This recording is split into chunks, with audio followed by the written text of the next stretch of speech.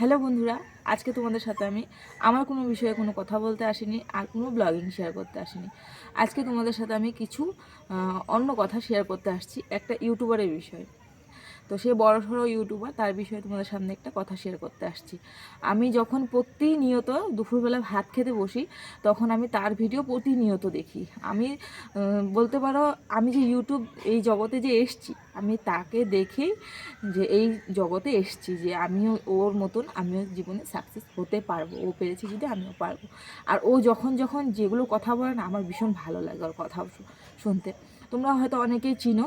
আর তোমাদের কাছে আজকে একটাই রিকোয়েস্ট রয়েছে আমার, যে আমি যে এই যে ভিডিওটা যে করছি, তোমরা আজকে আমার এই ভিডিওটা প্রথম থেকে শেষ পর্যন্ত প্লিজ দেখো, কেউ স্কিপ করো না। আজকে আমি খুব ইম্পর্টেন্ট কটা কথা বলার জন্য এই ভিডিওটা শুরু করছি। আমি সকাল থেকে ভিডিও এডিট করে ভিডিওর সমস্ত কিছু রেডি করে নিয়েছিলাম আজকের ভিডিও দেওয়ার জন্য, কিন্তু যখন আমি ওর কথাটা শুনলাম, আমার মনে হলো যে না, আজকে আমার ওকে নিয়ে একটু ভিডিও করাটা খুবই ইম্পর্টেন্ট। কারণ কি, যে বলে না, একটা মেয়ে কিন্তু একটা মেয়ে শত্রু হয়, কিন্তু সেই জিনিসটা কিন্তু আমি ভাবি যে না, হিংসে আর ওর এটা কেন করবো, উপকার ওর করলে হয়তো ওর ভালো হবে, এই জিনিসটা আমার ভিতরে নেই। আর আমি ভাবছিও না সেই জিনিসটা। কিন্তু আমি তোমাদের সাথে সেই কথাটাই শেয়ার করতে চাই, যে কী বিষয়ে।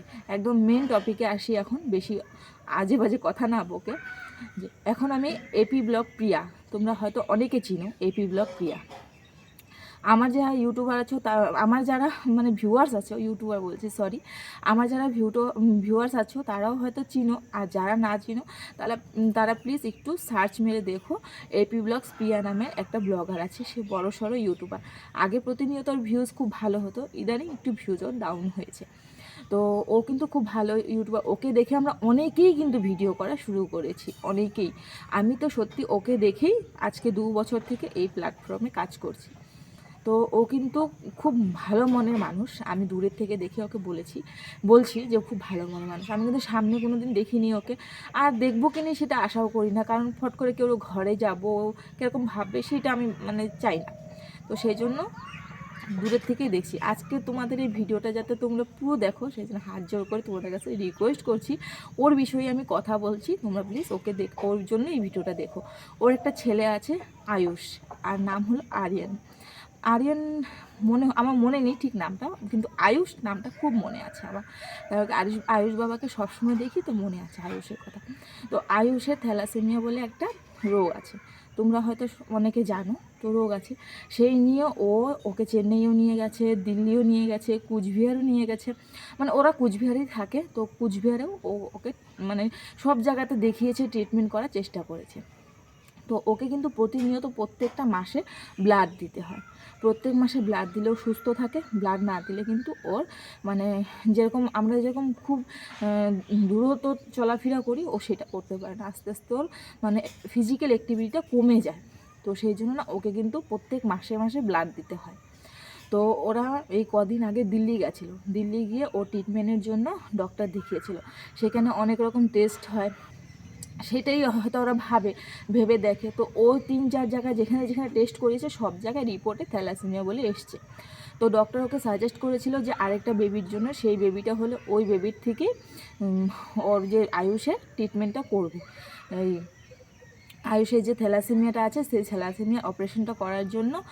তো ও না, ওকে অনেক কয়েক জায়গায় টেস্ট মানে ডক্টর দেখিয়েছিল। তো ডক্টর দেখানোর পর সব জায়গাতে ওকে টেস্ট করা হয়েছিল। টেস্ট করা হওয়ার পর মানে ওকে সব জায়গাতেই একই রকম মানে থ্যালাসেমিয়া বলেই ওর হলো রিপোর্টে এসছে। তো অনেক জায়গায় ও দেখিয়েছে, দিল্লি দেখিয়েছিল, তারপরে হলো কলকাতা গেছিলো, তারপরে চেন্নাই দেখিয়েছে, কুচবিহারে দেখিয়েছে, সব জায়গাতে একই রিপোর্ট।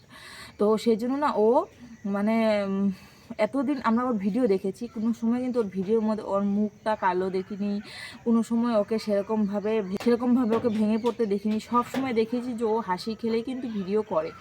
আর আমরা যেহেতু জানি, আমাদের বাচ্চার যদি একটা আচরণ লাগে, তখন কিন্তু আমাদের মাদের বিষয়। ওর ছেলেটার এত বড় একটা মানে রোগ হয়েছে, তো ও মানে ভীষণ পরিমাণে কিন্তু ভেঙে পড়েছে ভিতর থেকে।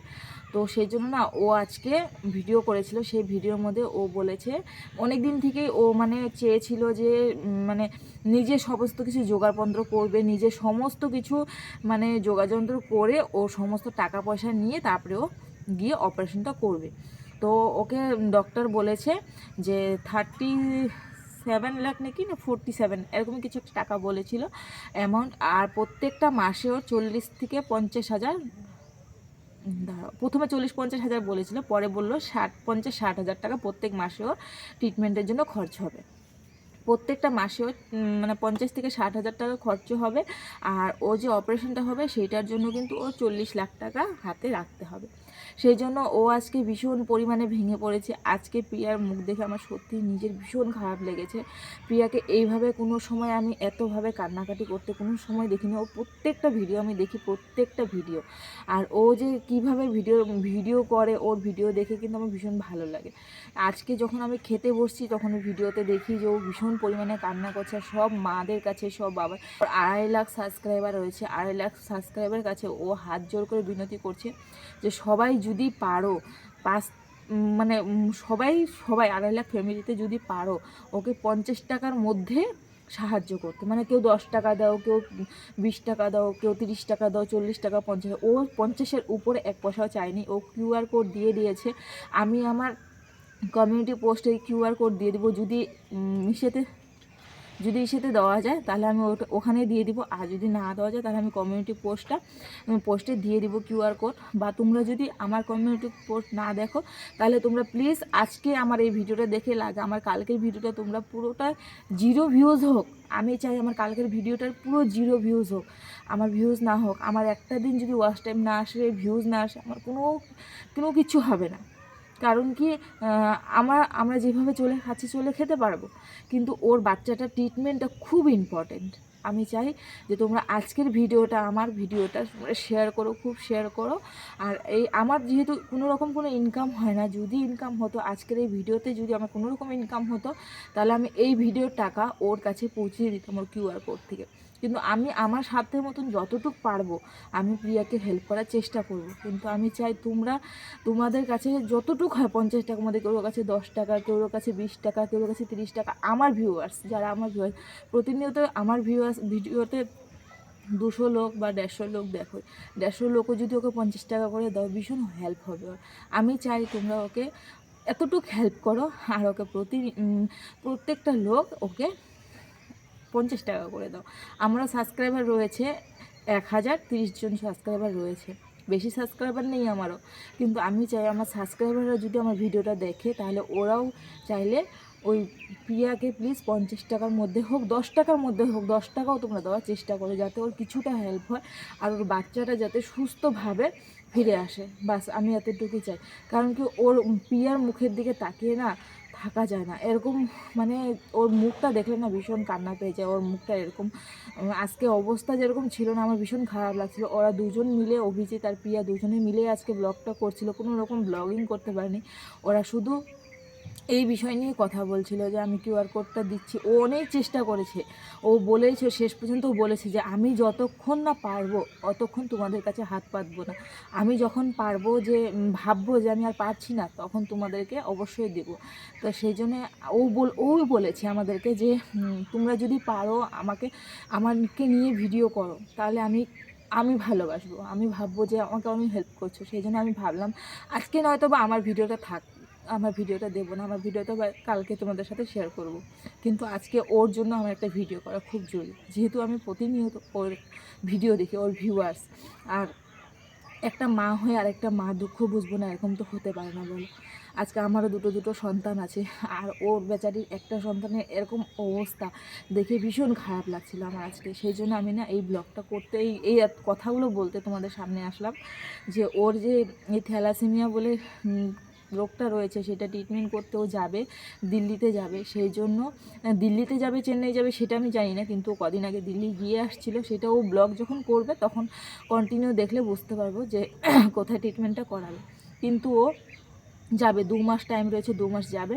2 মাসে ওর ছেলেকে এবছর ও অ্যাডমিশনও করায়নি, কারণ 1 বছর ওকে ওইখানে গিয়ে থাকতে হবে। অ্যাডমিশন করালে 1 বছর পুরো ওর স্কুল গ্যাপ যাবে, আর সেই জন্য ও 1 বছর ওর ছেলেকে অ্যাডমিশন করায়নি। ভেবেছিল 3 মাস ছেলেকে অ্যাডমিশন করিয়ে 3 মাস ছেলেকে পড়াবে।